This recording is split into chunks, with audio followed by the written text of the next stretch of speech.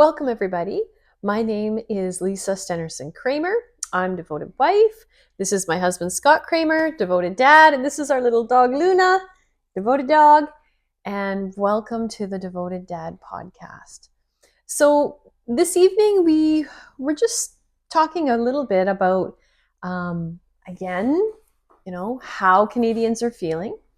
And it seems like there's a lot of talk about things that we can't do anymore, or regrets about things of, oh, I shouldn't have maybe done this, or I couldn't do that, or, things of this nature, right?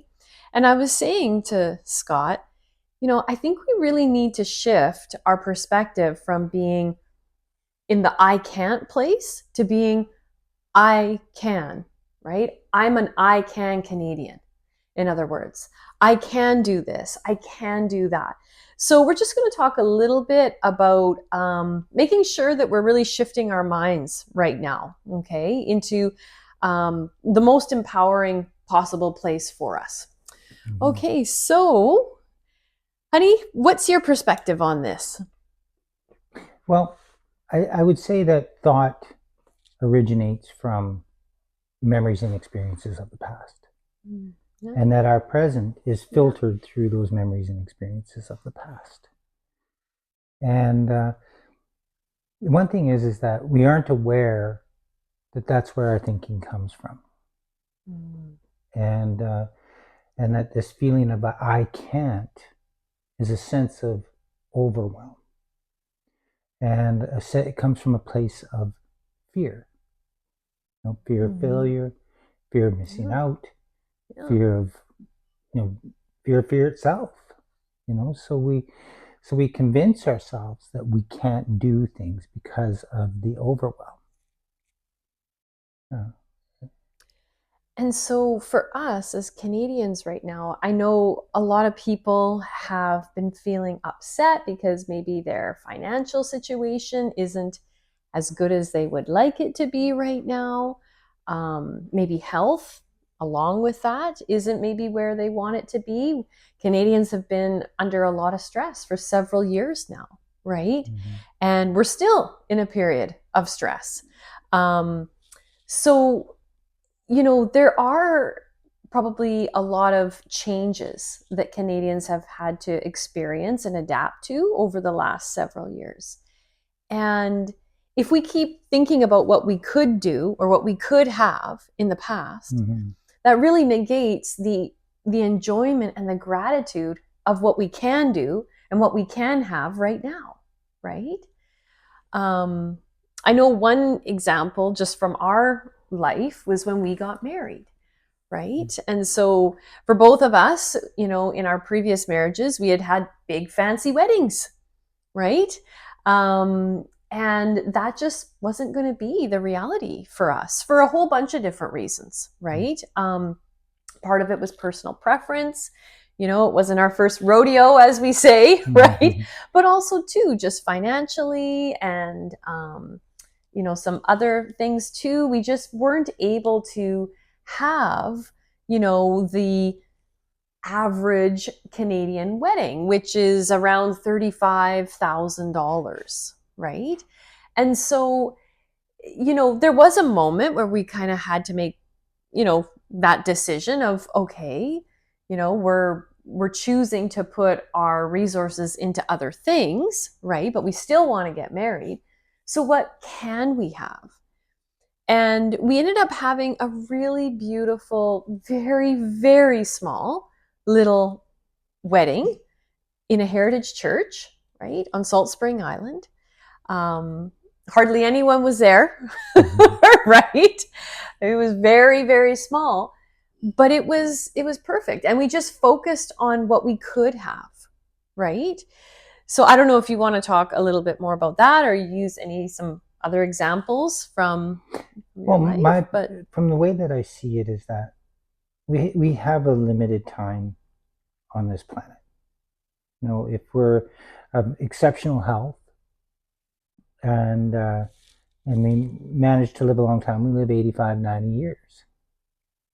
And then it's over.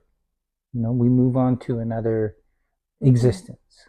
Yeah. So our time here on this planet is to be present in the here and now, is to live in the love and joy and awe and wonder of life right here, right now. The power of the universe, or God, if you will, exists in the present, right? If I'm not keenly aware of right now, then I'm constantly living in my head. Yeah. I'm constantly living in the psychological time of the past in the future.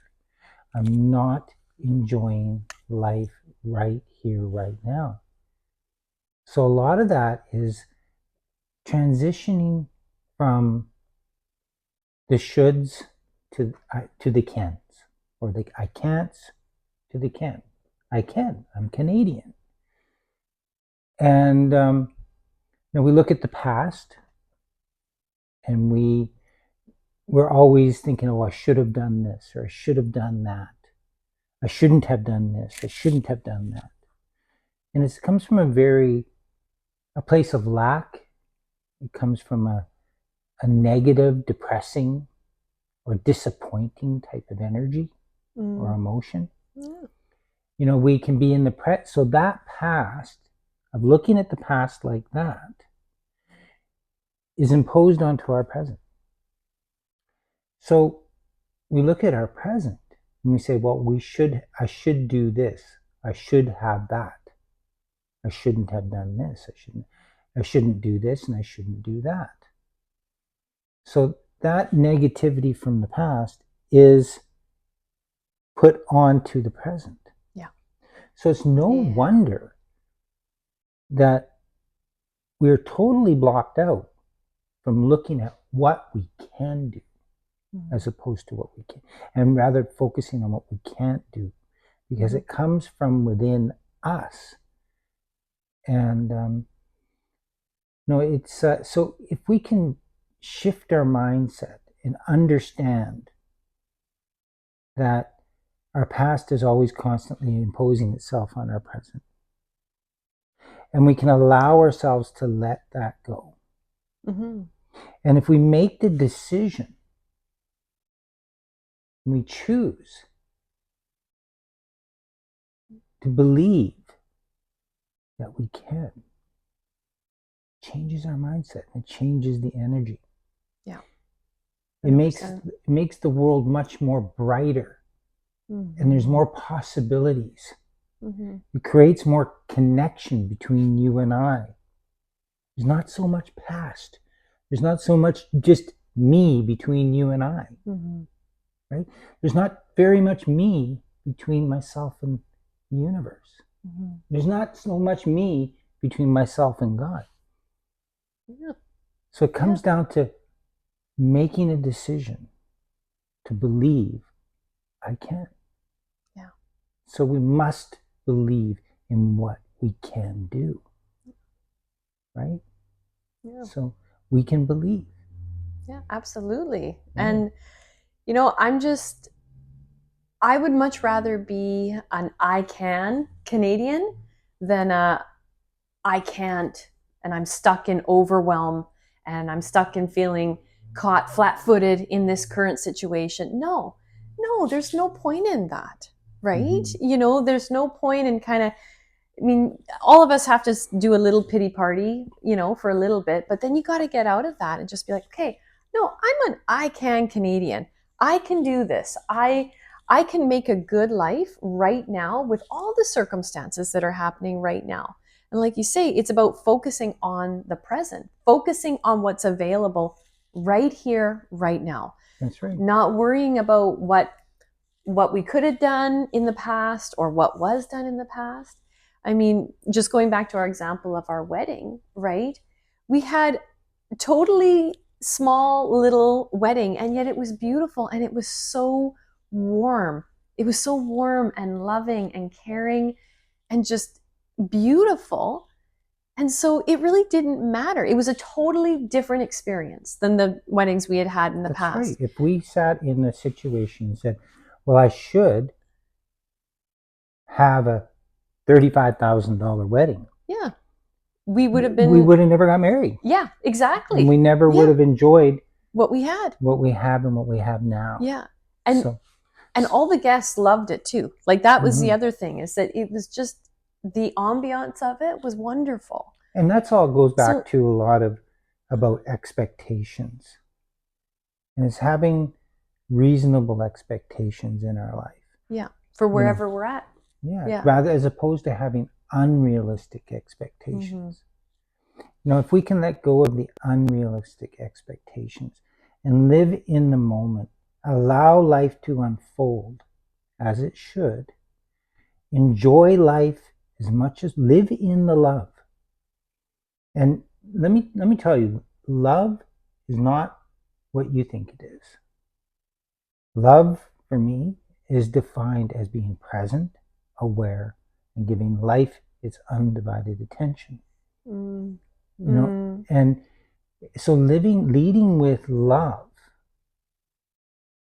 we can deal with any catastrophe with serenity, any challenge with serenity, because we are aware that our internal battle and how we see and interpret and the situation is within us, that we need to allow that internal struggle to pass through us so that we can handle any fearful hardship that may come. And believe me, I've been through some terrifying, horrifying, I've been through an extremely terrifying and horrifying situation in my life.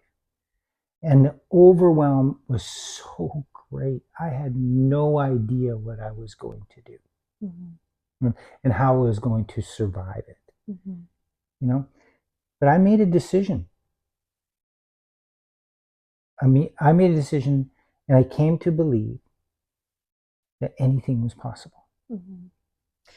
And I was able to get through that by being able to,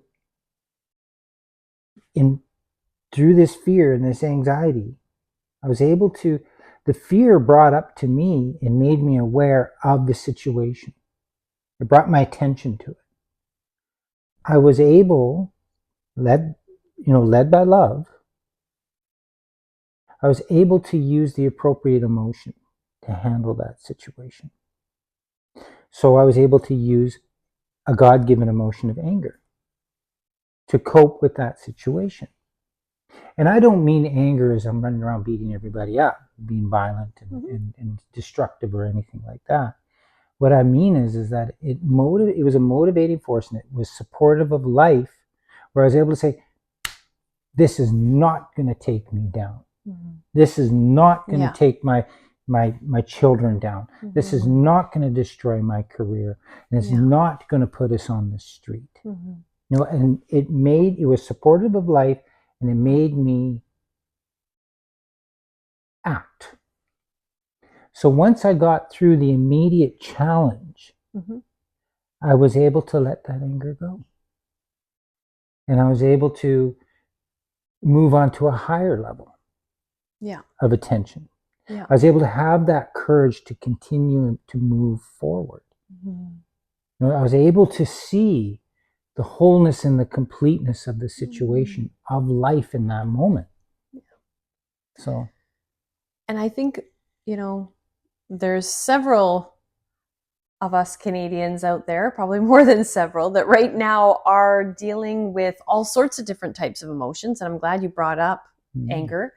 You can use anger. You can use anger productively. Whatever you have going on right now, you can use it. As long as it's led by love. That's right. And you're aware that anger can turn to a destructive force. But it also can be a force to support life. Yeah. Right?